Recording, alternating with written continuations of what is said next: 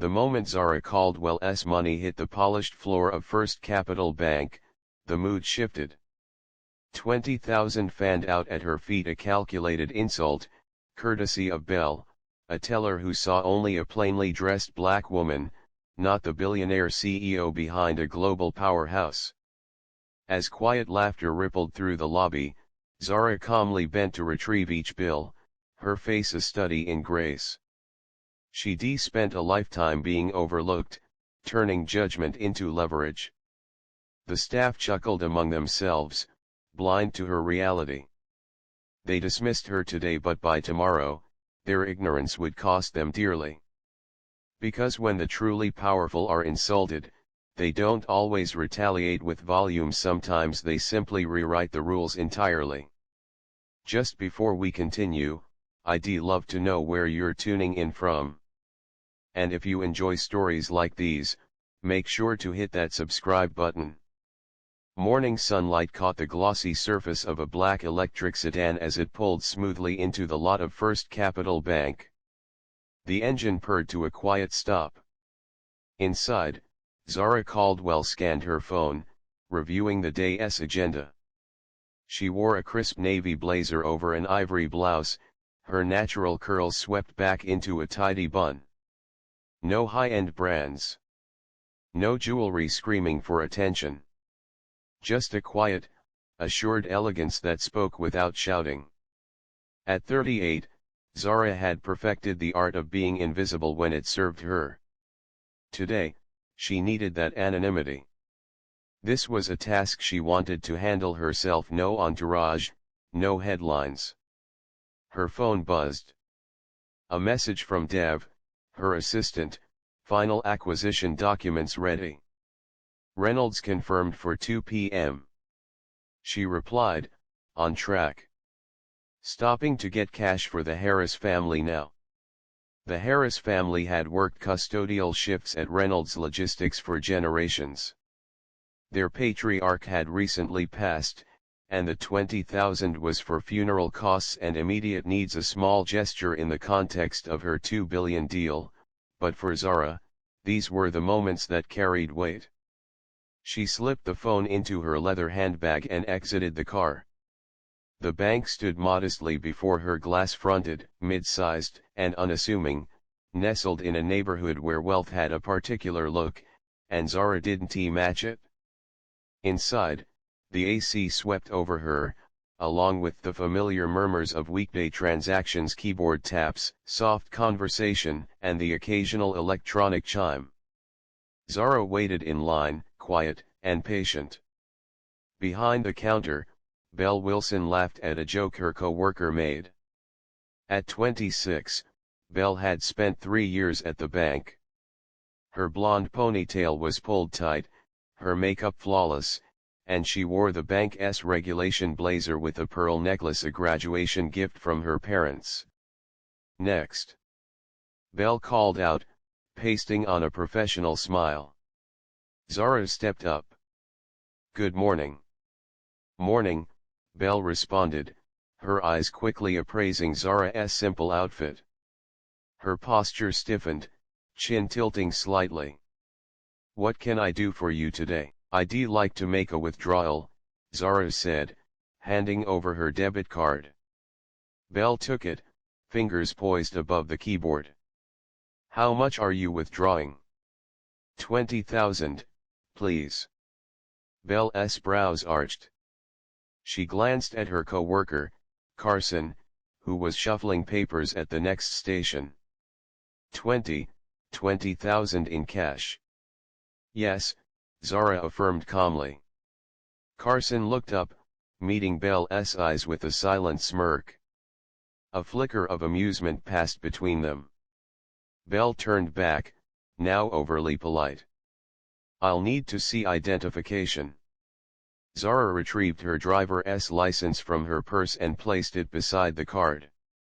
As Belle examined it, Zara caught a glimpse of the branch manager, Glenn Atwood, watching from behind the glass walls of his office. His gaze lingered briefly before returning to his computer.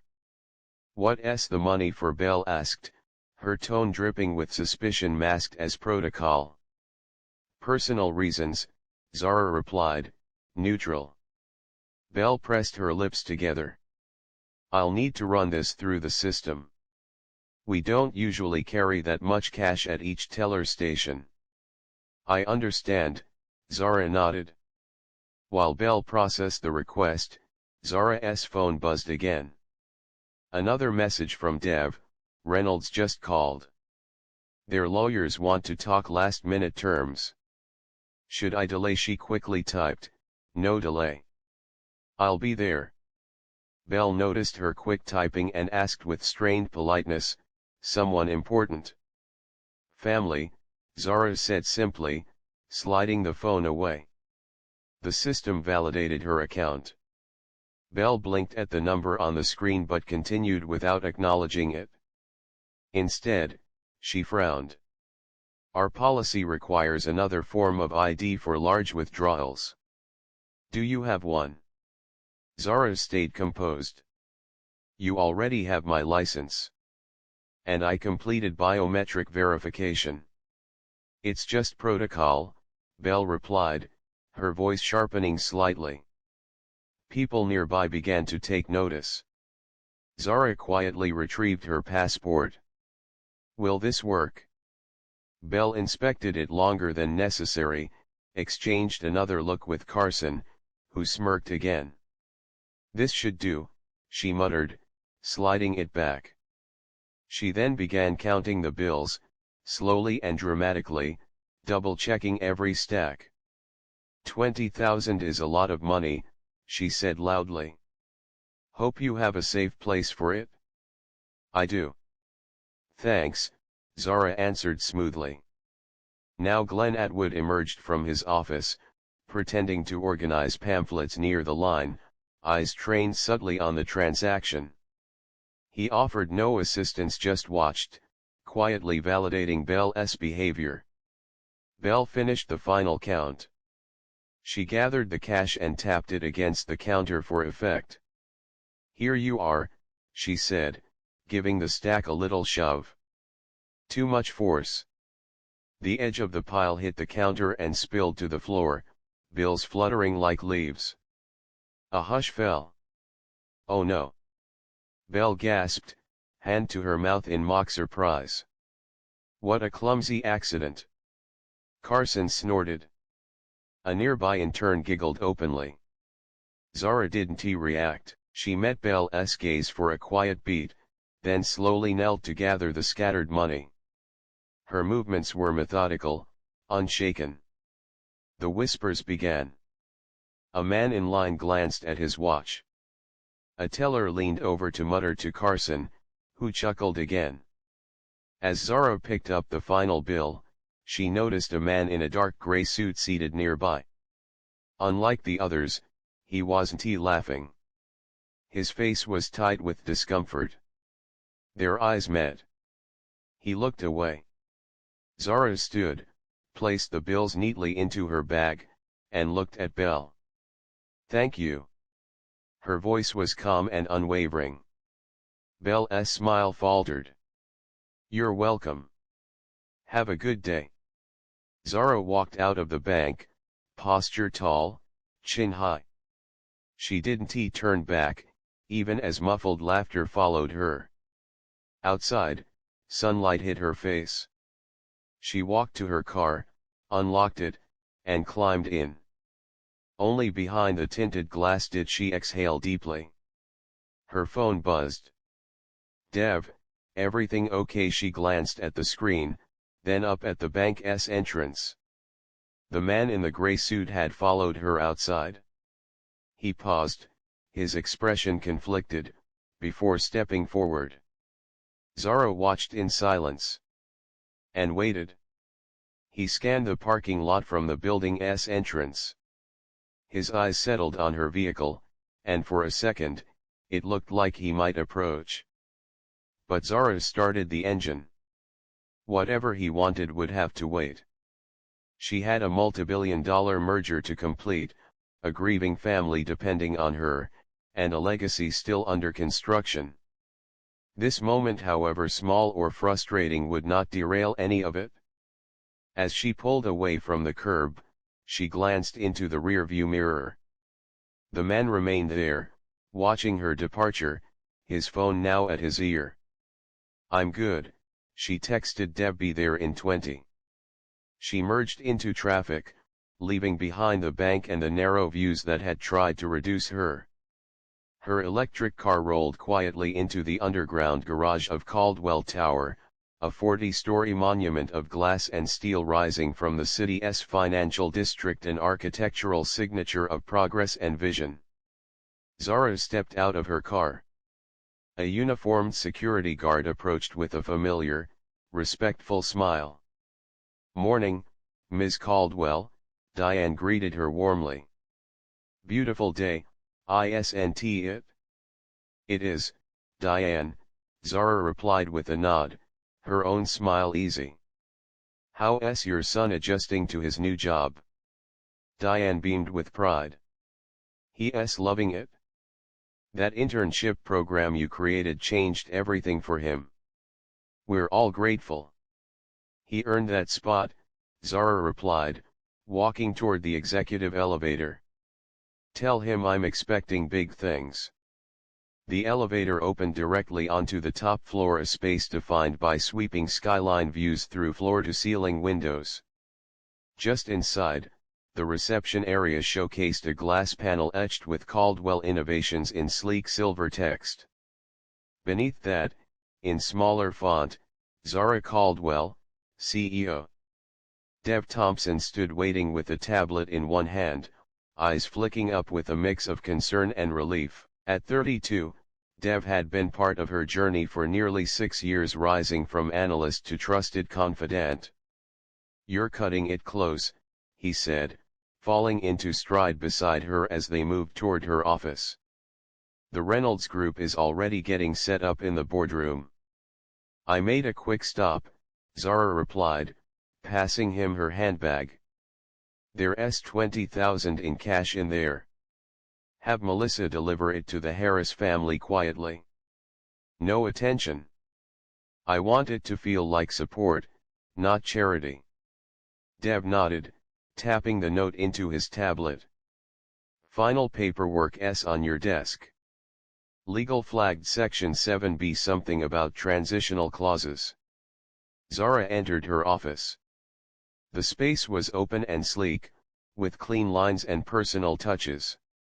One wall featured framed memories, her mother's law diploma, her father's early invention patent, and her own graduation tassel from Wharton.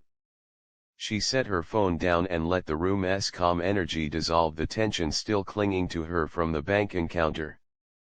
"The Reynolds board is nervous," Dev said, still standing nearby. "Their stock slipped 2 points overnight. They're afraid we'll use that to rework the agreement."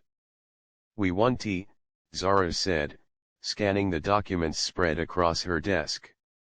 "The deal is sound. This is about vision and alignment, not squeezing for pennies." Dev hesitated. "There's one more thing. Peter Langdon requested a one-on-one meeting off the record." Zara looked up. That got her attention. Langdon, a senior board member at Reynolds Logistics, was old school, skeptical, and famously hard to impress. "Did he say what for?" "No. But he seemed unsettled." A knock interrupted. Both of them turned to the door, where a tall man with silver at his temples stood. The same man from the bank. "Miss Caldwell," he said, his voice measured but uneasy. "I hope I'm not interrupting." Zara kept her expression composed, though the pieces clicked together. "Mr. Langdon. You weren't expected until the formal meeting." "I know," Peter said, stepping in. "But after what I saw this morning, I felt the need to speak with you privately." Dev glanced at them both, reading the unspoken tension. "Should I give you the room?" "That would be best," Peter answered before Zara could. Zara gave a slight nod, and Dev exited, gently closing the door behind him. Peter remained standing, his discomfort visible in his posture. "I was at First Capital this morning," he began. "I saw what took place." Zara gestured to the chair in front of her desk. "Please, have a seat." He sat down, hands clasped tightly. "I want to apologize. Not just for the teller's conduct, which was unprofessional, but for not stepping in. I should ve said something." Zara studied him. "Why didn't you?" The question caught him off guard. He shifted awkwardly. I don't have a good excuse." "Shock, maybe. Or just a lifetime of being trained not to cause a scene." "Now you understand what silence costs," Zara said simply. The sentence hung heavy between them. "Yes," he said after a pause. "I believe I do." Zara leaned back. "May I ask, why did you follow me from the bank?" "When I realized who you were," he began. "When exactly was that?" she interrupted. Peter hesitated. "After you left. I overheard the manager at Wood, I think, tell a staffer they just disrespected Zara Caldwell of Caldwell Innovations." One of the tellers laughed. But Atwood looked worried. Zara nodded slowly. "So you followed me because—" "Because I was ashamed," Peter admitted. "Ashamed of how it all unfolded and of myself for doing nothing. And, because I feared this might damage our business relationship." "I don't conflate personal insults with corporate decisions," Zara said. "Nor do I typically," Peter replied. "But this wasn't just a slight. It was a public insult. And it clearly had roots in—" He hesitated. "You can say it," Zara told him. "Race. Gender. Perception," he said softly. Zara's phone buzzed. She glanced at the screen, security footage saved. "What now, Rosa?" She set the device down. "Mr. Langdon, thank you for your apology. But what comes next? It's not about either of us. Or even that teller. It's about patterns, and consequences." Peter looked at her. "So what will you do?" "My job," Zara answered. "Today that means closing a $2 billion partnership that serves both companies." "And about what happened at the bank?" Her expression gave nothing away. "I haven't decided yet." Back at First Capital, the morning had quieted. Glenn Atwood, the branch manager, summoned Bell into his office and shut the door. "Do you have any clue who that woman was?" he asked in a low, urgent tone. Bell shrugged. "Some lady acting like a big deal." "What's the problem?" "That lady was Zara Caldwell. CEO. Caldwell Innovations. Estimated worth over $300 million. Bell's confidence faltered. "Wait, seriously, but she didn't look like what?" Glenn cut her off. "Like a CEO, like someone wealthy." Bell looked flustered. "I mean, she was just so plain. No designer brands. No heels or diamonds or—" Glenn exhaled sharply, rubbing his forehead. "Wipe the camera footage from this morning. Every copy. If she files a complaint, I want no trace of it." "She won't," Bell said flatly. "All that happened was a little cash fell. Accidents happen. It wasn't an accident.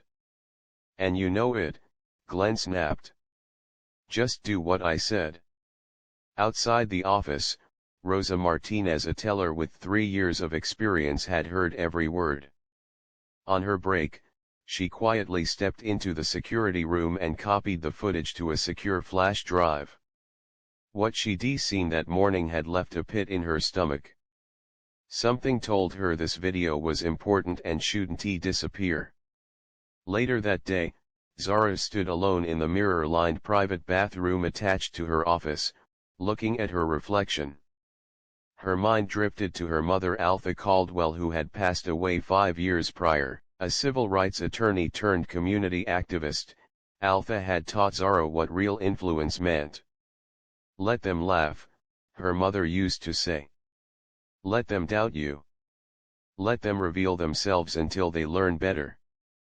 Zara touched the gold pendant around her neck. It had belonged to Alpha. A small disc, inscribed with 2 simple words, dignity. Always. A knock interrupted her thoughts. Zara Dev's voice called. "Reynolds' team is ready." She opened the door to find him waiting. His expression was wary. "You all right after, whatever that was with Langdon?" "I'm okay," she replied. "But I need your help with something." She handed him her phone. "A teller from First Capital, Rosa Martinez, just reached out. She has footage from this morning." Dev's eyebrows lifted. "Footage of what exactly?" Zara's voice was steady. "The kind of footage that shows who people are, when they think no one of consequence is watching. I need you to meet with her. Verify the footage. Then we decide, do we stay quiet or take this public?" "What's your gut say?" Dev asked. Zara paused, thinking carefully. The Reynolds merger would already draw headlines. If the bank incident surfaced at the same time, it could eclipse everything they built. But Dev prompted, already sensing her deeper instinct. "But sometimes staying silent only shields the guilty," she said, finishing the thought. Dev gave a slow nod. "There's something else. I did a little digging on First Capital. 3 of Reynolds' board members, chairman included, sit on their regional advisory board." That shifted Zara's perspective. The web was tighter than she realized. What she chose next wouldn't just have moral weight, it would have corporate impact. "Set up the meeting with Rosa," she said, voice steady. "And pull a full report on every financial link between Reynolds and First Capital. I want it on my desk before the signing." "Understood," Dev replied. Across the city, Peter Langdon sat across from Thomas Wells, chairman of Reynolds Logistics, in a sleek private conference room. As Peter recounted the bank incident, Thomas listened, expression unreadable. "So, she was embarrassed," Thomas said when Peter finished. "Unfortunate. But hardly our problem." "It was more than that," Peter insisted. "It was a blatant act of discrimination. At a bank where we hold sway." Thomas waved a hand dismissively. "We don't step into every personal issue that arises, Peter. You're here to finalize a $2 billion deal. Stay focused. And if she walks away from it, she won't," Thomas replied with confidence. "This deal benefits her too much. She's smart. Business always comes before emotion." But Peter wasn't convinced. There had been something about Zara's calmness more calculating than emotional. She hadn't been angry. She'd been measuring the cost of her silence. As he left the meeting, Peter's phone buzzed. A message from an unknown number. "Mr. Langdon, my name is Rosa Martinez. I'm a teller at First Capital Bank. What happened to Ms. Caldwell today wasn't right. I have proof. I want to help. Please call if you're willing to do the right thing." He stared at the message, feeling the weight of a decision that now stretched beyond business or appearances. With a quiet breath, he saved her number and kept walking, the choice following him like a darkening sky. Meanwhile, back in her office, Zara reviewed the final acquisition paperwork. Her phone lit up with a message from Rosa, "Meeting set with your assistant tomorrow. I have everything you need." Zara hovered her finger over the screen. After a moment's reflection, she typed, "Thank you for your courage." Outside her door, the team was preparing for the signing ceremony. Two companies' futures sat on the edge of a pen stroke, along with a deeper truth that would soon come to light. The next morning, Zara arrived earlier than usual. The deal had been signed the previous evening, with Peter Langdon watching her every move. In 3 days, it would be announced publicly after legal clearances and board disclosures. Everything was locked in. As she settled in, a soft knock came. Dev stepped in, followed by a young Latina woman, visibly nervous, gripping her purse tightly. "Ms. Caldwell," Dev said. "This is Rosa Martinez." Zara stood, extending a hand. "Thank you for coming, Ms. Martinez. Please have a seat." Rosa sat, posture rigid. "I could lose my job for this," she said softly. "I understand the risk," Zara replied. "And I respect your bravery." Rosa reached into her bag, pulling out a small flash drive. "Everything's here. The footage. Mr. Atwood told Belle to erase it, but I made a copy first." She placed it gently on Zara's desk. "What they did to you, it wasn't just wrong. It was intentional." Dev picked up the drive and loaded it onto Zara's laptop. Together, they watched silently. Zara standing at the counter. Belle's subtle sneer. The exaggerated movements. The cash deliberately pushed just enough to fall. The snickering staff. The humiliation. "There's more," Rosa said, leaning in to select another file. "This is 10 minutes after you left." The next clip showed Glenn Atwood speaking animatedly to Belle, who rolled her eyes, laughing lightly. No audio was needed, the body language said it all. "He knew," Rosa said. "He told her she'd just humiliated Zara Caldwell of Caldwell Innovations. She didn't care." Zara kept her face composed, absorbing it all. "Ms. Martinez," she asked, "why are you doing this?" Rosa hesitated, then squared her shoulders. "My mother cleaned offices for 30 years. She used to say, 'Respect is free,' but means everything. What I saw yesterday wasn't just disrespect, it was cruelty." Zara nodded slowly, making a choice in that moment. "How long have you worked at First Capital?" 3 years. Started part-time while I finished my finance degree.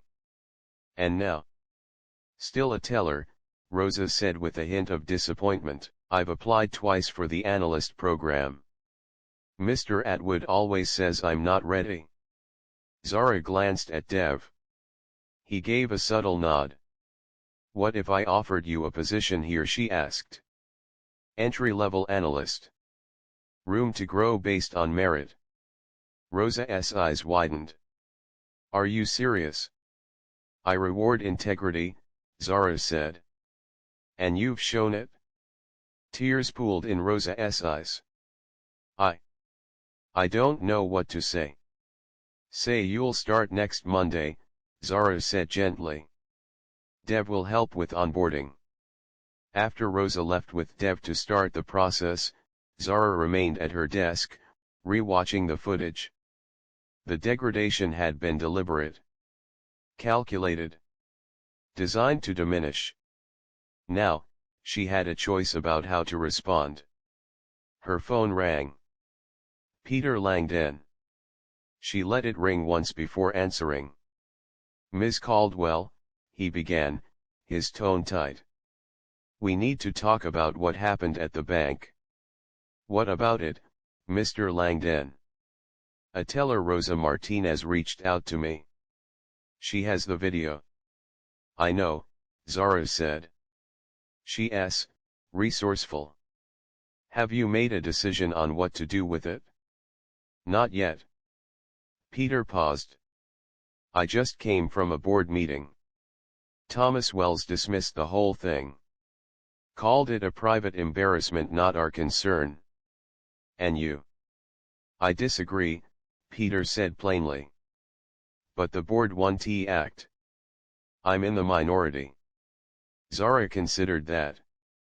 Thank you for your honesty, Mr. Langdon. I want to help. However I can, he said. After hanging up, Zara opened the file Dev had compiled, every financial tie between Reynolds Logistics and First Capital Bank. The web ran deeper than expected. Over 120 million of Reynolds' assets were held there, including credit management and corporate accounts. At First Capital Bank, Belle was having the best morning of her life. Glenn Atwood had called her in with news. The regional VP was impressed with her performance. Of course, they both knew the truth. This was more about Glenn cozying up to upper leadership by promoting a favored face. We're moving you into the senior teller role. Starts today. Belle grinned. Amazing. Do I get the office next to yours? You do, Glenn confirmed. Plus a 15% raise. Later, Belle sat in her new office, basking in the validation. She believed she'd earned this. During her lunch break, she filmed a TikTok in the empty break room, day in the life of your newly promoted senior teller. She chirped, flipping her hair and showing off her new nameplate. Pro tip, don't let bougie nobodies waste your time with their drama. The video would quickly gain momentum, hitting over 50,000 views. One of those views came that evening, from Zara Caldwell's phone. She watched it quietly, her face unreadable. Dev, still at the office finalizing Rosa's paperwork, caught her expression. She has no clue what's heading her way, does she? Most don't, Zara replied. That's how consequences work. They arrive, after you think they never will. Dev gestured to the computer. So. The plan. Not public. Not yet, Zara said. First I want all Caldwell Innovations accounts pulled. Every dollar. Quietly, but completely. Dev blinked. That's over 80 million. Exactly. I want the transfer to finish the same day the Reynolds acquisition is announced. That'll send shockwaves. It's supposed to, she said. Sometimes, silence speaks loudest. Over the next 48 hours, Dev and the finance team worked discreetly. The moment Zara gave the go-ahead, the withdrawal would be swift and absolute. Meanwhile, Peter Langdon couldn't shake his unease. He arranged a quiet meeting with 3 Reynolds board members he trusted. We need to make a statement, he urged. If that video surfaces, our bank ties will hurt us. Thomas won't approve, said William Turner. He's close with Atwood. Then we go to him together, Peter said. He needs to understand the risk. The meeting with Thomas went as expected badly. You're making a mountain out of nothing, Thomas snapped. Banks deal with difficult customers every day. Zara Caldwell wasn't difficult, Peter shot back. She was demeaned. Because of how she looked. Thomas waved him off. The deal's signed. She got what she wanted. Let it go. Frustrated, Peter left, but he wasn't giving up. That evening, he called Zara again. They won't move, he said. Not unless they're pushed. They will be, Zara replied calmly, offering no more. The day of the announcement arrived. Buzz surrounded the Caldwell-Reynolds deal. Analysts predicted market growth. Stocks were poised to climb. Zara dressed carefully that morning. A charcoal suit, elegant but understated. Around her neck, her mother's pendant, dignity always. Deb met her in the lobby. All systems go. Press release at 10. Finance team's ready to begin transfers. And Rosa. She starts Monday. Already submitted her resignation. She's using up vacation time. She won't be on site when it happens. Good, Zara said. She's done enough. At First Capital Bank, the day started like any other. Belle arrived early, proud and smug. Her LinkedIn reflected her promotion, and congratulatory messages were flooding in. In his office, Glenn Atwood was checking the day's agenda when his assistant hurried in. "There's a legal team in the lobby," she said. "They want to speak with you." Frowning, Glenn walked out front and stopped in his tracks. 3 sharply dressed lawyers stood waiting. At the center of them, Zara Caldwell. "Ms. Caldwell," Glenn stammered. "What brings you in today?" "I'm here to close all of my accounts," Zara said, voice composed. He forced a smile. "Maybe we can talk in my office, whatever this is." "This isn't up for discussion, Mr. Atwood," she said, cutting him off. "My legal team is here to make sure everything is processed efficiently." Customers were already turning to watch. From down the hall, Belle spotted Zara and walked over, confused, then recognizing her. "Is there a problem?" she asked. Zara turned to her, expression unreadable. No problem at all," Zara said, her tone even. "I'm simply closing out my accounts." Glenn's smile wavered. "Ms. Caldwell, if this is about your last visit." "It's about respect, Mr. Atwood," she replied, her voice low but unwavering. "Or rather, the absence of it." One of Zara's attorneys stepped forward, handing over a neatly prepared folder. "These are the completed account termination forms. We only need your signature to authorize the full withdrawal." Glenn opened the folder.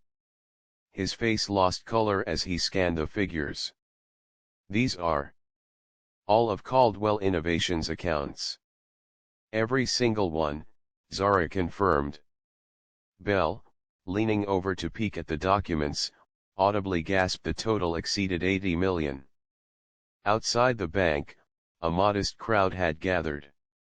2 photographers lingered at the edge, professionals from top financial publications. An anonymous tip had hinted that something notable might happen at First Capital this morning. Glenn, realizing how visible this was becoming, tried one final plea. "Ms. Caldwell, please. Let's talk in private. I'm sure we can find a solution." "The time for conversations was 3 days ago," Zara replied. Now it's time for accountability." As the legal team oversaw the withdrawal and signature process, Zara's phone buzzed with an alert: the Caldwell Reynolds acquisition had officially gone live. Within moments, both companies' stocks surged. Simultaneously, a wave of concern swept through First Capital's upper offices as the news of Caldwell Innovations' complete divestment spread. Zara waited calmly as the last signatures were finalized. When everything was confirmed, she turned to leave but paused beside Belle, who still stood, stunned and silent. "Respect is free," Zara said softly. "But the lack of it just cost this bank $2 billion. With that, she exited with her legal team, passing by the photographers capturing the moment. Those images would appear across financial media outlets later that afternoon, paired with urgent questions about why one of the most prominent firms had just severed ties with First Capital Bank. By mid-afternoon, First Capital's stock had begun to decline. Spooked investors began selling amid the uncertainty, even though official explanations were scarce. Peter Langdon, watching events unfold from his office, felt his decision solidify. He drafted a formal letter resigning from the Reynolds Logistics Board, citing ethical misalignment with current leadership. But before submitting it, he picked up the phone and dialed a familiar number. "Vanessa," he said as the voice answered, "I've got a story you're going to want to hear." By the next morning, what had begun as a quiet injustice had exploded into a national flashpoint. The security footage, anonymously posted to social media, had gone viral overnight. The hashtag #RespectCostsNothing began trending within hours. Financial news outlets that had been focused on the merger suddenly pivoted to the banking story. The contrast was stark. Zara Caldwell, the visionary CEO behind a $2 billion merger, had been publicly belittled while trying to withdraw her own funds.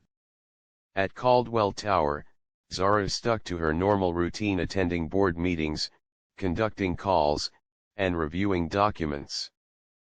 But behind the scenes, her communications team tracked the media whirlwind.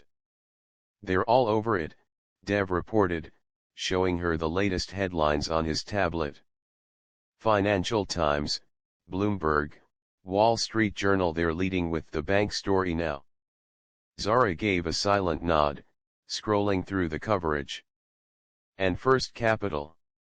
"Radio silence so far," Dev replied. "But their stock opened down 12%. It's not going unnoticed." At First Capital headquarters, panic had indeed taken hold. Glenn Atwood had been called into emergency meetings with regional execs. Meanwhile, Belle was in damage control mode, desperately trying to delete her viral TikTok video. But it was too late. Clips had been saved, reposted, and dissected. Her mocking line about bougie nobodies now played side by side with the security footage showing her pushing Zara's money off the counter. In a frenzy, Belle began scrubbing her inbox, deleting anything remotely connected to the incident. She was in the middle of clearing her desktop when her office door opened. Glenn stepped in, face pale. "They want every communication tied to the incident," he said. "Regional is sending in a full investigative team." Belle froze. "I was just organizing my files." "They're not stupid, Belle," Glenn snapped. "Deleting emails, that's worse." Worse than what she protested. "It was just a mistake, the money slipped." Glenn stared at her, incredulous. "The footage tells the truth. You did it on purpose. Everyone can see it now." While they argued, the bank's PR team scrambled to release a public statement. First Capital Bank is committed to upholding the highest standards of customer service. We are aware of the video circulating online and are conducting a thorough internal review. We take these matters seriously and will act accordingly. We regret any inconvenience to our valued clients.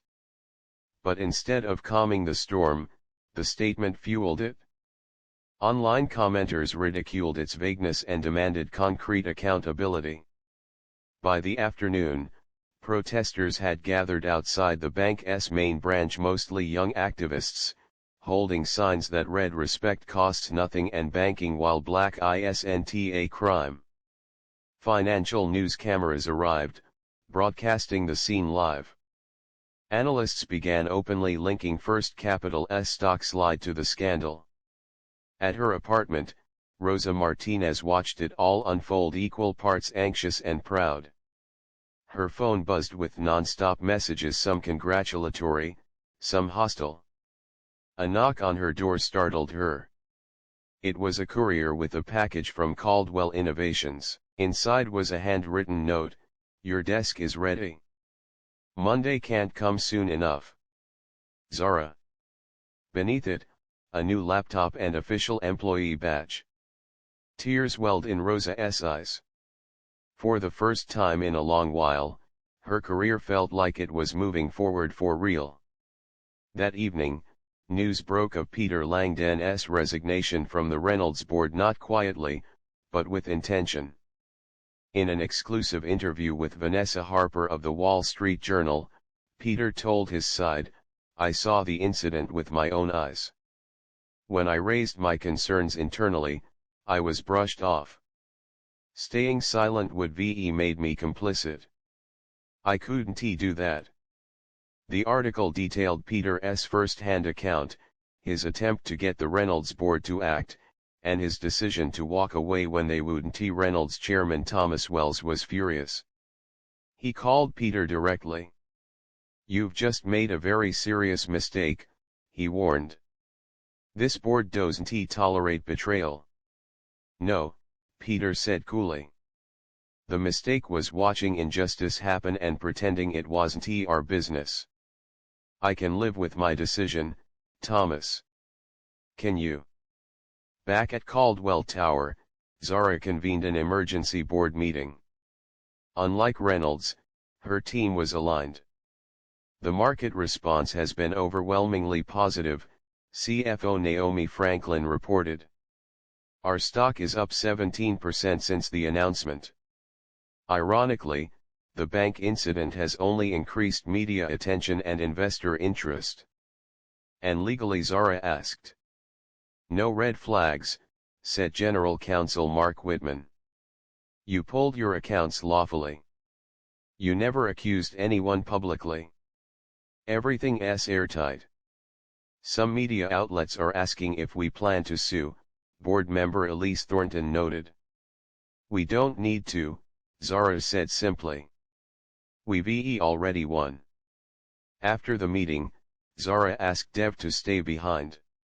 He looked slightly off, tense, physically uncomfortable. "Are you feeling okay?" she asked gently. Dev hesitated. "Just some back pain. Doctor says it's stress." Zara studied him for a beat. She didn't push further but made a note to follow up. Dev wasn't just her coup, he was her friend. At First Capital, the internal review was underway. One by one, employees were called into HR offices. Most denied knowledge of the incident. Some feigned ignorance. Others insisted they'd seen nothing. When investigators looked into Rosa's file, they found something damning: 3 prior complaints she had filed in the last year, citing racial insensitivity from staff, including Bell. These were never addressed, asked Jennifer Hayes, the regional HR director overseeing the investigation. "They seemed minor," Glenn said weakly. Jennifer's expression hardened.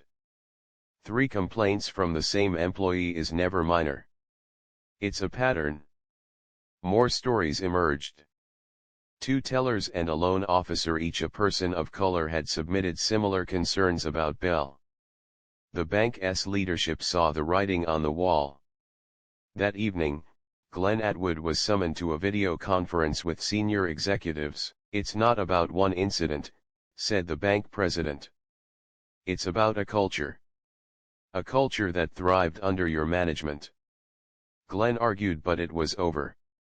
Afterward, he drove to Bell's apartment to break the news. She was surrounded by printouts of hate mail, sobbing. "They're ruining my life over nothing," she cried. "They're calling me a racist. I'm getting threats." Glenn's sympathy faded quickly. "HR wants to meet with you tomorrow," he said. "They're offering 2-month severance if you resign and sign an NDA." Bell's eyes widened. "They're firing me after promoting me." "It's the best offer you'll get," Glenn muttered. "They're forcing me out too." "I'm not signing anything," Bell said defiantly. "I'll expose how they're scapegoating us." Glenn exhaled, exhausted. "Do what you want. But the video speaks louder than any excuse." He left, feeling like he de-aged a decade in 2 days. 15 years of work gone. The next morning, Belle declined the offer. Instead, she posted her own video. "What happened was an accident," she said tearfully. "I'm not racist. I have friends of all races. The bank's just using me to cover up their own toxic environment." The response was swift and brutal. Viewers criticized her tone, her clichés, and her lack of ownership. By afternoon, First Capital issued a new statement: "Effective immediately, Glenn Atwood and Belle Wilson are no longer employed by First Capital Bank. We are launching a full policy review and mandatory sensitivity training." But it was too late. Major clients began quietly withdrawing their business. At Caldwell Tower, Zara received a surprise visitor, Mr. Harris, the man whose family needed the $20,000. "My father got the funeral he deserved," he said emotionally. "That was thanks to you." "It was the least I could do," Zara said. "No," Mr. Harris replied. "It was everything. You didn't owe us anything. But you gave us respect." After he left, Zara stood by her office window, looking out over the skyline. A text came in from Peter. "Meeting Vanessa again tomorrow. The story's still growing. Are you ready for what comes next?" Zara thought of her mother, who taught dignity in silence. Of Rosa, who stood tall in truth. Of Mr. Harris, who knew the value of being seen. She typed back, "I'm ready." That evening, she gave her first and only public statement. As she left the office, a reporter called out a question. Zara turned, offering just 6 words: "You don't rise by shaming others." The quote went viral within hours, joining "Respect Costs Nothing" as a national rallying cry. By nightfall, the story had moved beyond finance. It was no longer about one bank or one woman, it was about all the quiet indignities people endure. And through it all, Zara never raised her voice. But she had been heard. A week later, the story still dominated headlines. Early Monday, Zara arrived at work. Dev met her, looking grim. "New leak overnight," he said, handing her a tablet. It was an internal First Capital memo from 3 years earlier. It had flagged Zara's accounts as high risk despite flawless records and large balances. The language, coded, biased. "How bad is it?" Zara asked. Every outlet's picked it up. Social's on fire. "Have comms put out a statement," Zara said, handing the tablet back. "Acknowledge the leak, emphasize we're focused on the Reynolds transition. That's all." Dev looked surprised. "That's all?" The document speaks for itself. Later that morning, Rosa Martinez stepped into Zara's office for her first day. "Welcome to the team," Zara greeted her. "Thank you," Rosa said, beaming. "I'm nervous, but ready." Zara smiled. "Nerves are normal. Just remember you're here because you did the right thing. That strength will take you far." As Rosa took her seat, across town, the Reynolds board met in an emergency session. Thomas Wells looked grim. "Our stock is down 3% since the bell. The market's reacting to our First Capital ties. We need to cut them," said William Turner. "Immediately." "That would be an overreaction," Thomas said. "Times change," said Janet Brooks. Peter was right. "We should be spoken up sooner." After 2 tense hours, the board compromised. They release a statement expressing concern and reviewing all banking relationships. Meanwhile, at Caldwell Tower, Zara sat down with her board. As the newly formed entity moved forward, the $2 billion merger had established one of the nation's largest logistics and innovation conglomerates. Still, challenges remained especially around integration. Some of the Reynolds board members are feeling uneasy, reported Naomi Franklin, Caldwell Innovation CFO. They're concerned the bank controversy could overshadow the positives of the merger. It's a fair concern, Zara acknowledged. Which is why I've asked for a meeting with journalist Vanessa Harper. Not to revisit the bank story, but to steer the conversation back to what this partnership truly means for both companies. Peter Langdon, now serving as a strategic advisor to the new joint board, gave a nod of agreement. Vanessa is highly regarded in this space. A well-placed exclusive with her could help reframe the story. After the meeting, Peter pulled Zara aside. "There's one more thing," he said. "Vanessa is also interested in doing a broader feature. Not just on the merger but on how black women in leadership navigate silence in the workplace." Zara paused to reflect. "That wasn't the angle I had in mind." "I know," Peter admitted. "But it could matter not just for you, but for the many others facing the same walls." She thought it over for a moment before replying, "Go ahead and arrange it. But be clear, this isn't about victimhood. It's about turning adversity into momentum." Later that afternoon, while preparing for a conference call, Dev stepped into Zara's doorway, his demeanor hesitant, almost uneasy. "Do you have a moment?" he asked. "Always," Zara said, instantly concerned as she noticed him wince while taking a seat. Dev took a slow breath. "I haven't been entirely honest about my health. The back pain I mentioned before, it's part of a larger issue. I was diagnosed with multiple sclerosis last year." Zara's expression softened immediately. "Dev, why didn't you tell me sooner?" "I didn't want it to change the way you saw me," he said. "This acquisition has been so intense, I didn't want to become a distraction." "Your health is never a distraction," she said firmly. "What do you need?" "My doctor is recommending a treatment plan that'll require about 6 weeks off," he explained. "I've been putting it off, but now that the merger is finalized—" "Say no more," Zara interrupted. "Take the time. We'll hold your position until you return." Dev's shoulders relaxed as relief washed over him. "Thank you. After everything that's happened lately, I wasn't sure." "Dev," Zara interrupted gently, "in all the years we've worked together, have I ever given you a reason to question my loyalty to those who stand with me?" He smiled, shaking his head. "No. Never."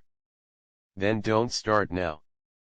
The next day, Zara met Vanessa Harper at a quiet, upscale restaurant far from the financial district.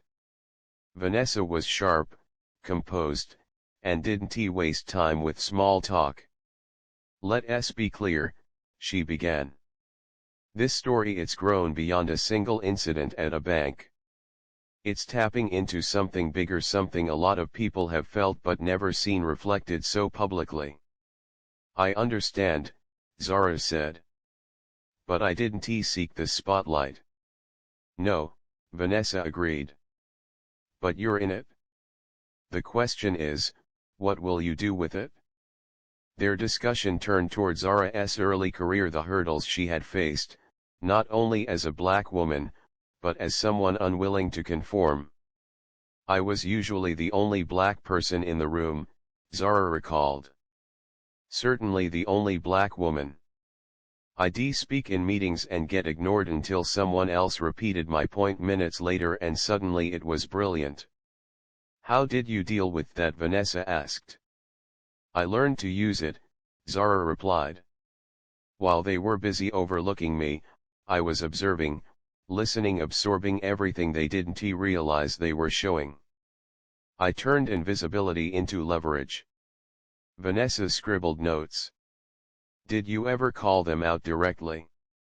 "Sometimes," Zara said. But I found that proving people wrong is more effective than telling them they are.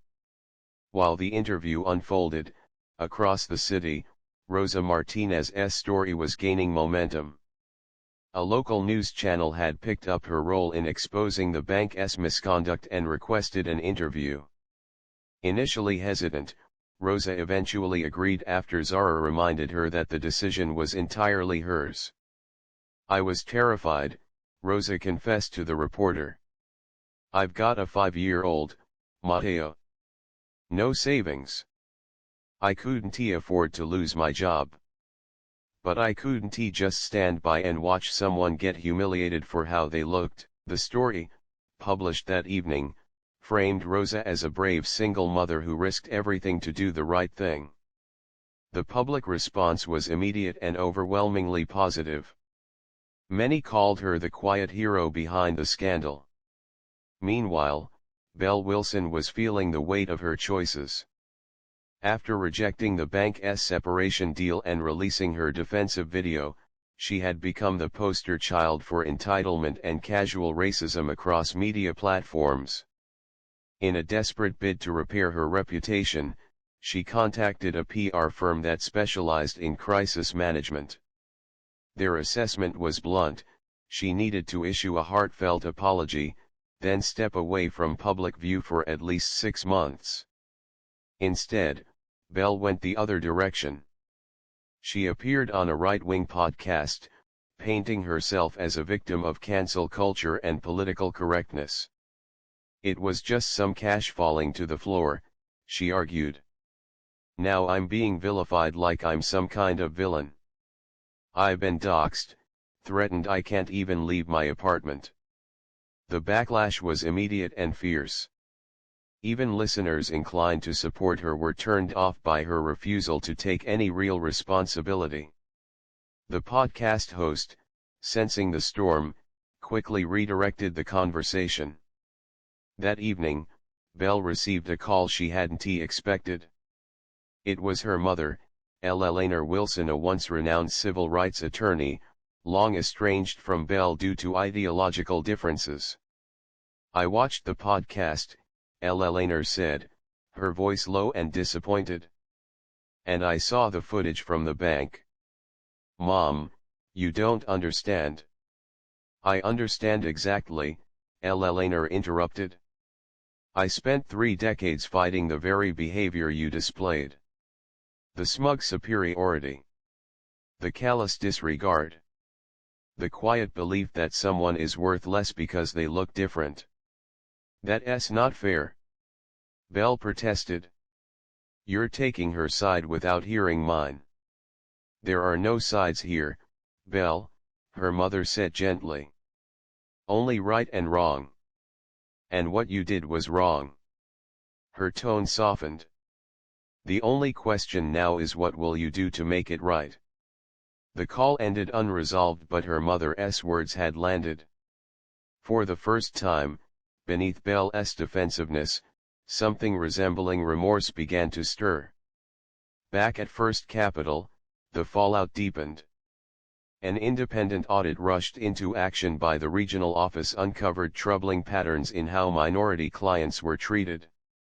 The findings suggested systemic flaws that went far beyond a single teller. Customers kept closing their accounts. Corporate clients continued moving their business elsewhere. Within 10 days, the bank's stock had dropped nearly 20%. The board convened for an emergency call. Their consensus: drastic changes were essential if the bank was to survive. The next morning, First Capital issued a public announcement: their CEO and 3 board members had resigned.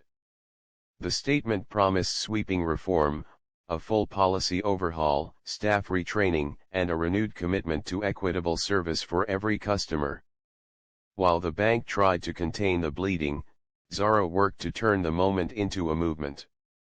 She unveiled a new initiative, a $2 million founding donation to create the Althea Caldwell Institute, named in honor of her mother. The mission to empower underrepresented women in finance and leadership. My mother always believed true power doesn't come from making others feel small, Zara said at the launch. It comes from lifting up those who haven't had the same opportunities.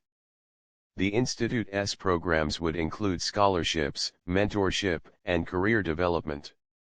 Among its first projects, a fellowship for working mothers pursuing MBAs. Rosa Martinez was announced as one of the inaugural fellows. This covers full tuition and child care, Zara explained to Rosa, who was stunned into silence. You can keep working here while you earn your degree. Rosa's eyes welled up. I don't even know what to say. Just say you'll make the most of it, Zara smiled. That's all I need. News of the initiative spread quickly. Business leaders, public figures, and everyday citizens praised the mission. Donations flowed in from companies eager to align with Zara's rising influence. At the same time, federal regulators quietly launched an investigation into First Capital's account monitoring and hiring practices. Though still confidential, word of the inquiry further hurt the bank's already damaged reputation.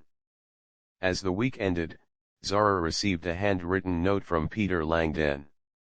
Zara, what I witnessed that day changed me. But not as much as what came after. You didn't raise your voice. You didn't seek revenge. You led.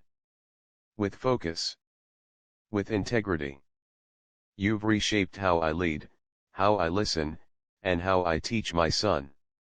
For that, I'll be forever grateful. With admiration, Peter. Zara folded the letter carefully and tucked it into her desk drawer. A reminder that the biggest impact often comes not from loud gestures but from standing firm in what's right. That evening, after most of the office had emptied, Zara made a quiet visit to First Capital's main headquarters. Not to the branch where the incident occurred but to the corporate office, where interim leadership now struggled to rebuild. She had requested no press, no legal counsel. Just a conversation. Interim CEO Patricia Anderson met her with cautious curiosity. Ms. Caldwell, I appreciate you coming. Honestly, I didn't expect this. Sometimes, Zara said, you have to face the storm directly. Eye to eye. For the next hour, the two leaders talked not about what had happened, but about what could be done. How the bank could begin to repair. What authentic change might look like. And how trust, once broken, could be earned back slowly, silently, and intentionally.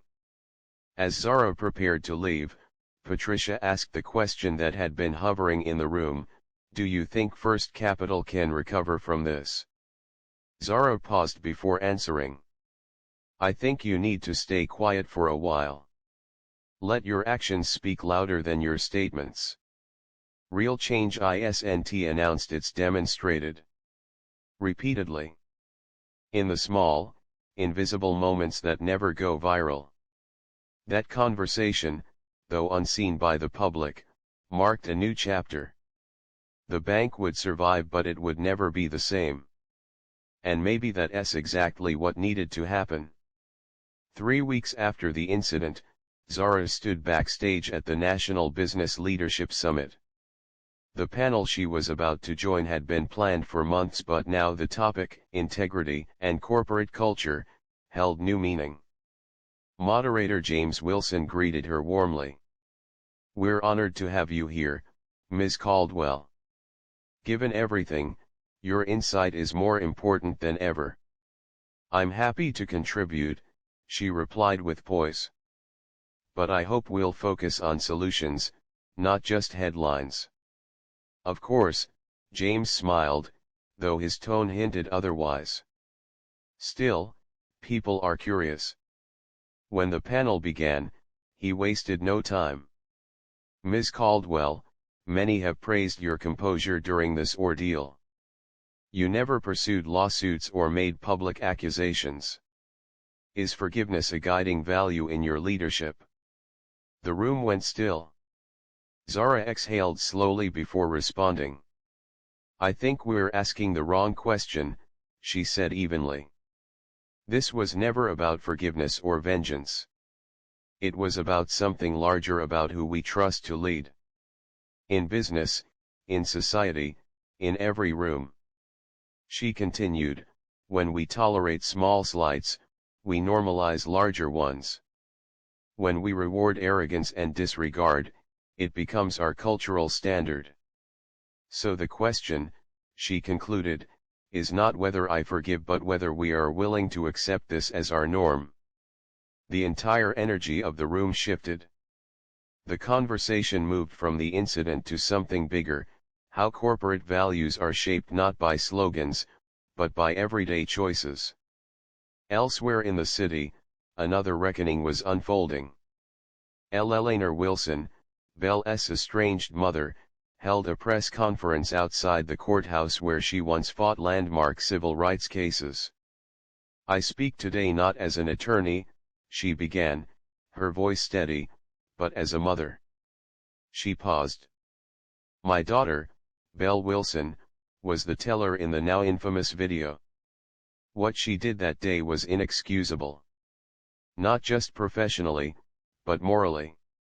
The reporters were stunned. No one had expected this. "I spent my life fighting for equal dignity. To see my own child embody the very prejudices I opposed has been heartbreaking." She looked directly into the cameras. "I apologize to Ms. Zara Caldwell. And to anyone who has ever been made to feel small for something they cannot change." Her final words carried weight. "I failed to pass on the values I hold most dear. That is my burden.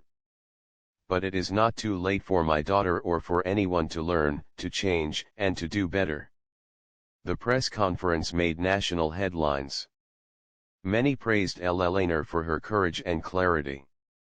Watching it from her apartment, Belle felt a swirl of emotions: anger, shame, and for the first time, genuine reflection. At Caldwell Tower, Zara met with her executive team to finalize the launch of the Althea Caldwell Institute. What had begun as a $2 million donation had now become a $12 million endowment. "We can expand the fellowship to 50 recipients in year one," Naomi Franklin reported. "And the mentorship network?" Zara asked. "Over 300 leaders have signed up," Dev replied, still engaged despite his upcoming treatment. "We've even built a system to match mentors with fellows based on their goals and backgrounds." Zara smiled. "And the facility?" "We've secured the 10th floor of the Peterson building," Dev said. "Renovations finish next month. Classrooms, private offices, childcare, everything we envisioned." As the meeting wrapped up, Zara's assistant entered with a message: the Harris family, whom she'd helped with funeral expenses, had asked to see her. Zara welcomed them without hesitation. Mr. Harris arrived with his wife and 2 daughters, all dressed in their Sunday best. "We won't keep you long," he said. "We just wanted to say thank you." "It was nothing," Zara replied. "No, ma'am," he said gently.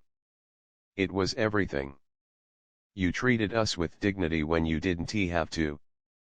Mrs. Harris stepped forward with a small wooden box. "This belonged to my father-in-law," she said. Zara opened it. Inside was an old pocket watch, worn, but carefully preserved. "He used to say time was the most valuable gift," Mrs. Harris said softly. "And after hearing what you endured just to help us, he'd want you to have it." Deeply moved, Zara thanked them. The moment reminded her what matters most isn't how loudly we speak, but how deeply we act. She gently set the pocket watch on her desk, right beside the framed photo of her mother, 2 reminders of what truly mattered beyond profit margins and corporate strategy. That afternoon, Rosa received an unexpected guest at her new workspace: her 5-year-old son, Matteo, accompanied by his usual babysitter. His school had closed early due to a burst water main, and with no alternatives, the sitter had brought him directly to Rosa. Rosa looked up, startled. "Nancy, I'm so sorry, I didn't know the school shut down early." "It's completely fine," came Zara's reassuring voice from behind. She had been passing by just as the child arrived. "We have a conference room with a TV. Mateo can watch educational programs there while you finish up." "I really don't want to impose," Rosa said hesitantly. "You're not imposing at all," Zara said firmly. "In fact, this is exactly why we're including childcare in the institute. Life happens. We adapt." Mateo looked up at her with wide, curious eyes. "Are you my mom's boss?" Zara smiled and knelt down to his level. "I'm her teammate. We work together to make things better." Later that same week, the business world buzzed with major news. First Capital Bank was being acquired by Liberty Union, a black-owned regional credit union renowned for its community-focused values and ethical banking practices. At a joint press conference, the acquisition was formally announced. The deal would retain most of First Capital's frontline workers while removing the entire upper-level executive team. Liberty Union's CEO, Marcus Johnson, addressed the press with quiet authority. "This isn't just a business deal," he said. "This is a reclamation. We're taking a broken institution and rebuilding it so that it finally serves every community with fairness and respect." No one missed the deeper symbolism. The very bank that had demeaned a black woman CEO was now being led by a black-owned financial institution. The poetic justice was unmistakable. As the acquisition news made headlines, Zara received yet another visitor, William Turner, a member of the Reynolds board who had initially hesitated to back Peter Langdon during the early calls for action. "I wanted to apologize to you in person," he said once seated in her office. "I should have spoken up when Peter did. But I let Thomas push back, and I stayed quiet." "What made you change your mind?" Zara asked gently. William paused before answering. "My daughter. She's 26, just starting her career in finance. When she saw the footage, she asked me something simple. 'Dad, if that had been me, would you have stayed silent?' I didn't have an answer I could be proud of." Zara nodded, understanding the weight of personal connections. "It's never too late to find your voice, Mr. Turner." After William left, Zara glanced at her schedule. Her final appointment of the day was one she had been anticipating, a private dinner with several black women CEOs, each a leader in her own field. Held in a quiet, secluded dining room of an upscale restaurant, the evening began as a standard networking event but quickly evolved into something more intimate, a raw, honest conversation filled with vulnerability, shared battle scars, and collective wisdom. "What you did, Zara, pulling your business without making a scene, that was powerful," said Denise Harper, the CEO of a major healthcare system. "You held them accountable without losing your calm." "We've always had to be twice as good," added Lauren Thompson, the founder of a leading tech firm. "You reminded them we already are." As the evening unfolded, the discussion moved from the incident at the bank to wider strategies how to thrive and lead as black women in spaces not built for them. There was laughter. There was support. And there was a quiet comfort in being surrounded by people who truly understood. That night, when Zara returned home, she felt something she hadn't felt since the day of the bank incident, a sense of wholeness. What began as humiliation had, over time, become a catalyst for change. Opportunities for growth, connection, and purpose had emerged in its wake. She stood by the window of her penthouse, watching the city lights sparkle below. Somewhere out there, Belle was beginning her long path toward reckoning. First Capital was transitioning under new leadership. Rosa was chasing her MBA dreams. Deb was preparing for treatment that could change his quality of life. And the $2 billion merger, the deal that had originally brought her to that bank, was outperforming projections. The combined company's stock had risen steadily, untouched by the scandal that could ve sunk it. In her mind, she heard her mother's voice, words from long ago that had never faded: "Don't raise your voice. Raise your power." Zara had done just that. Without screaming. Without retaliating. Without press conferences or lawsuits. She had responded through action. And by doing so, she hadn't just changed her own narrative, she had changed others' lives too. Tomorrow would bring new problems, new projects, and new uphill battles. But tonight, in this moment of calm, Zara allowed herself to embrace a single, quiet truth: sometimes, victory doesn't come from what you say but from who you are and how you respond when the world shows you its true face. She turned from the window, switched off the lights, and welcomed the rest she had earned, ready for whatever came next. 6 months after the incident at First Capital, what had started as a deeply personal affront had transformed into something much bigger, a ripple effect that reached across the business world. Companies everywhere were quietly reviewing their internal codes of conduct, rewriting customer service guidelines, and introducing more rigorous training. The Caldwell incident, as it came to be known in corporate circles, became a case study on the consequences of unchecked bias. Sensitivity training seminars now routinely included discussions about the event, though Zara herself had declined multiple invitations to participate. On a crisp autumn morning, Zara sat at her desk scanning quarterly earnings reports when her assistant knocked gently. "Sorry to interrupt," she said, handing Zara a small envelope. "But this one seems personal." The handwriting on the front was uneven and childlike. Zara carefully opened the envelope. Inside was a drawing of a woman in a suit standing tall, surrounded by colorful stars. Beneath the image, written in deliberate print: "Dear Miss Caldwell, my name is Ava Williams. I'm 11 years old. I want to be like you. I want to win without yelling. My mom showed me your story. Thank you for being brave. Sincerely, Ava." The letter also included Ava's school name, a public middle school in one of the city's underserved neighborhoods. Zara studied the drawing in silence, then looked up. "Clear my Thursday afternoon," she told her assistant. "And order 24 journals. High quality, but understated. Have them embossed with one message: your voice matters. Use it wisely."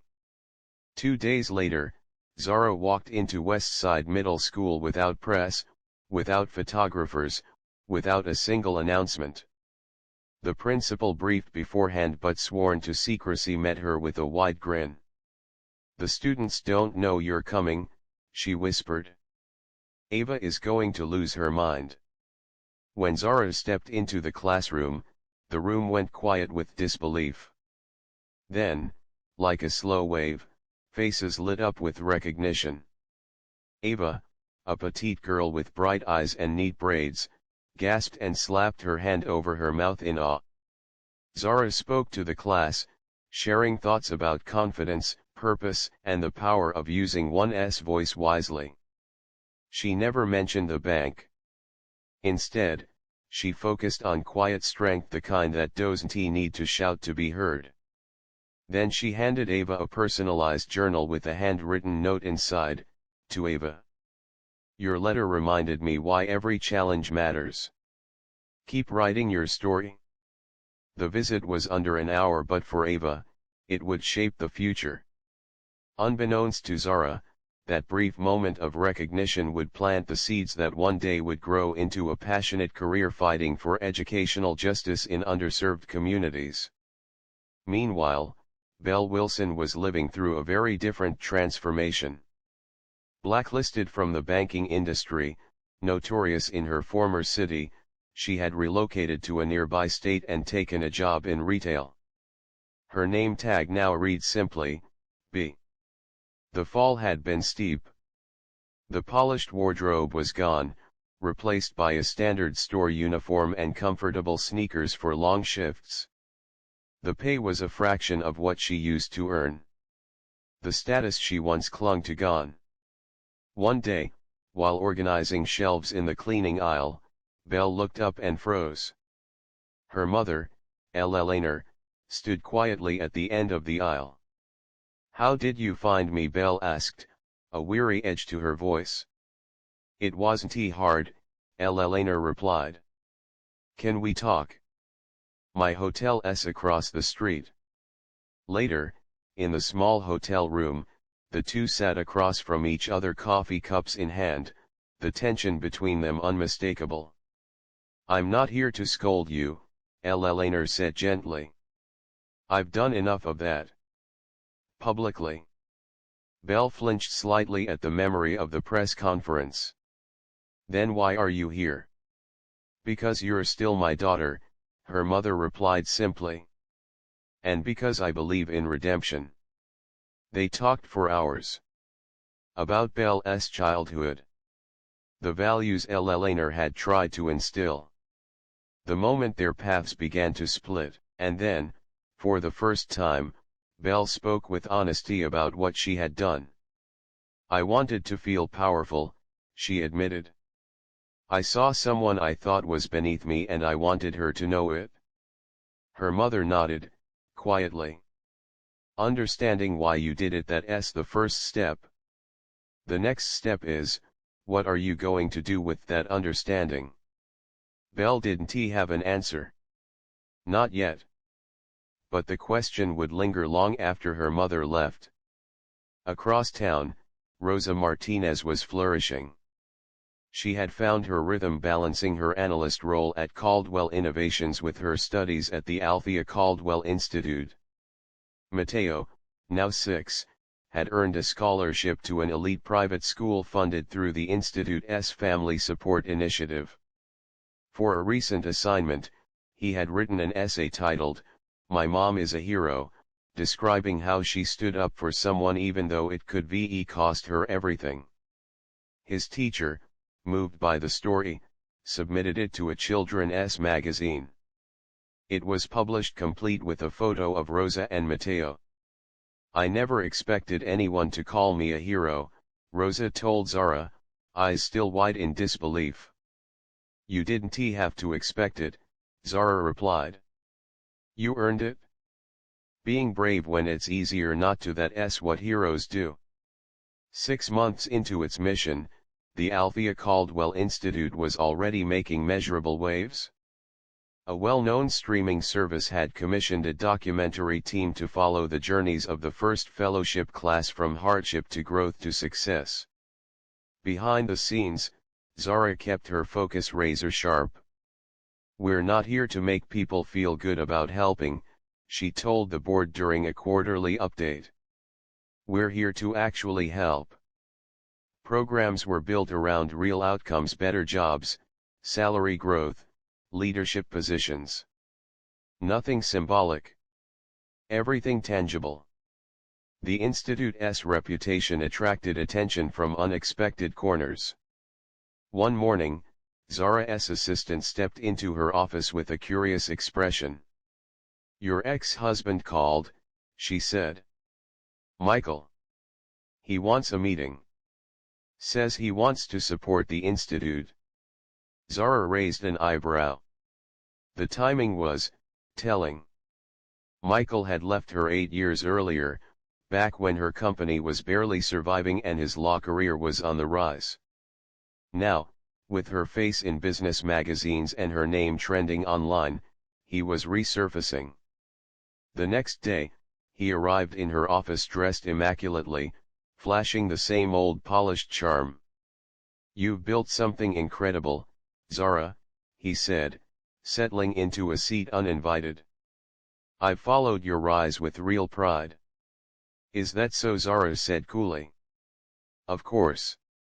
We didn't work as a couple, but I always believed in you. He kept talking, eventually easing toward his real pitch. He wanted to launch a legal aid program under the Institute's banner named after both of them, with himself as director. Picture it, he said eagerly. The Michael and Zara Caldwell Legal Initiative. Powerful, right? Zara studied him for a moment, then let out a short, decisive laugh. The sound startled Michael more than she expected. No, thank you, she said simply, rising from her chair to indicate the meeting was over. The Institute's programs are driven by purpose, not by personal networking. As security escorted Michael out of the building, Zara felt a calm satisfaction. She had finally closed a chapter that once held power over her. Once upon a time, she measured her worth by his approval. Now, she saw that for what it truly was, a limitation, not a measure of value. That evening, as she was preparing to leave the office, Dev called with an unexpected update. A mural went up overnight, he said. Downtown.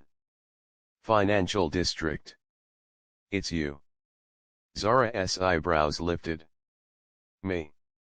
A bold portrait, colorful, striking. Behind you, rising stock charts. Chains breaking. It's already drawing crowds. The artist signed it, Justice. As Zara drove past the building later that night, the mural came into view. Her likeness stood tall, painted in defiant tones against a powerful backdrop. But it was the caption beneath that caught her breath: strength and silence. The artist, a local woman known for her socially conscious work, had captured something essential about Zara's essence. Not just her response to the bank incident, but her style of leadership as a whole. The calm restraint. The uncompromising dignity. The kind of strength that doesn't need to raise its voice to be felt. Meanwhile, the transformation of First Capital Bank into a branch of Liberty Union Credit Union was almost complete. What had begun as a financial move had become something larger, a reclamation of space, of mission, of trust. Marcus Johnson, Liberty Union's CEO, had made a point of keeping the majority of First Capital's frontline staff. Instead of replacing them, he invested in thorough retraining, believing in reform over replacement. His philosophy wasn't about punishment, it was about changing culture, not just faces. The only exceptions were Glenn Atwood and Belle Wilson. Neither had been offered positions in the new structure. Glenn eventually landed a job at a much smaller financial institution, his once promising career forever altered by his part in the scandal. At Liberty Union's headquarters, Marcus hosted a roundtable of black business leaders, including Zara, to brainstorm long-term strategies for community investment. What happened at First Capital woke a lot of people up, Marcus said. But awareness isn't enough. The question is, how do we make sure the change is lasting? One by one, the executives shared bold initiatives and innovative ideas. When Zara spoke, her words were characteristically focused and grounded. We've always had to be twice as good, she said, echoing a familiar truth. What's changed is now we have platforms to prove that we already were. Her words struck a chord. One woman, a healthcare tech CEO, nodded. You didn't tell them, she said, you showed them. That's what we've always done. But now the world's finally watching. After the meeting, Zara took a quiet walk through her old neighborhood. For many, she was just another well-dressed black woman walking alone. Most passers-by didn't recognize her. But every so often, someone would glance again. And recognition would dawn, their expression shifting from indifference to quiet respect. In those subtle moments, Zara realized her legacy would never be measured in stock performance or public accolades. It would live in the quiet example she set that dignity is not negotiable, that power doesn't require spectacle. And that perhaps the most profound transformation had started not in a boardroom, but with a simple, humiliating moment at a bank counter. 1 year after the first Capitol incident, Zara received formal notice. She'd been selected for the National Business Leadership Award, one of the country's highest corporate honors. The ceremony would be held in Washington, D.C. and covered by national media. The committee's statement praised her transformational leadership and unwavering commitment to creating opportunity for underrepresented talent, a carefully crafted sentence that nodded to her impact without explicitly referencing the viral incident that had made her name a symbol. When the invitation arrived, Zara held it in her hands for a long time, then made a call. "Rosa," she said once the line connected, "I'd like you to attend the National Business Leadership Award ceremony." "Of course," Rosa replied. "Should I coordinate with your travel team?" "Not as part of my team," Zara clarified. "As my representative. I want you to accept the award for me." There was a stunned pause on the other end. "Me, but Zara, this is one of the biggest honors in business. You should be there. The award belongs to those who chose to speak when silence would be been safer," Zara said softly. "You stood up when I chose not to." 2 weeks before the award ceremony, Congress passed a new banking regulation bill that included a provision informally nicknamed Zara's Clause. It mandated racial bias training and independent oversight in all banks managing high net worth accounts. The clause had bipartisan support. Some lawmakers were motivated by principle. Others simply wanted to avoid scandals and public backlash. Either way, the outcome was the same: enforceable accountability, with federal penalties for violations. On the morning of the award ceremony, Zara drove by the former First Capital Bank branch. Now it bore the Liberty Union name. Its windows were covered, awaiting renovation. She didn't slow down. She didn't look over. That building no longer held any power over her. It was just another place on the map. Later that day, as Rosa Martinez stood on stage in D.C. and accepted the award on Zara's behalf, Zara herself was in a small recording studio, meeting with 16-year-old Ava Williams, the same Ava who had written her that letter 5 years ago. Now a confident teenager with a fire in her voice and purpose in her eyes. "I launched my tutoring network because of you," Ava told her as they prepared for a local interview segment. "You showed me that you don't have to be loud to make noise." The program Ava started had grown into a citywide initiative, over 200 volunteers, pairing high-achieving teens with younger students in underserved schools. "You call me your spark," Zara said, smiling, "but you lit the fire yourself." In the years since that day at the bank, Zara encountered many moments like this. Encounters with people whose lives had shifted, some slightly, some dramatically, because of that single act of silent resistance. Ava had found inspiration. The employees at Liberty Union had found renewal. Rosa had finished her MBA and become a senior analyst at Caldwell Innovations. Dev had recovered and returned to his role as chief of staff, his health now manageable with ongoing care. The Althea Caldwell Institute had expanded internationally. 3 countries. Over 200 graduates. Each one leaving their mark. And Belle, after 2 years of retail work and reflection, she found her own path to redemption. Guided by her mother, she enrolled in a social work program. Eventually, she landed an internship with a nonprofit helping formerly incarcerated women rebuild their lives. The irony wasn't lost on Belle. She was helping others restore what they'd lost, just as she had been forced to do for herself. The work was hard. It lacked glamour.